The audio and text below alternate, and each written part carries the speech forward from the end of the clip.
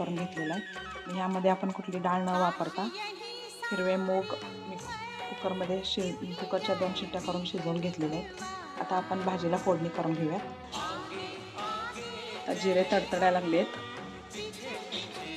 त्यानंतर आपण मिरची आणि लसूण वाटण करून घेतलेलं आहे ते घालते।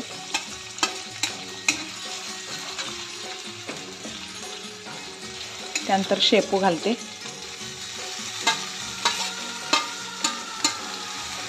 शेपू घालून चांगलं परतून घेऊया।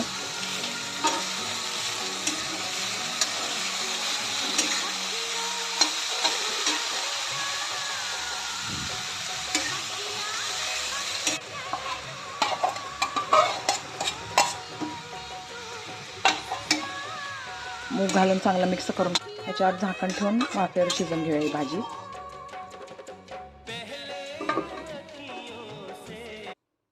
हे मी एका बाउलमध्ये काढून घेते। घालून शेपूची भाजी तयार झालेली आहे। ते मी एका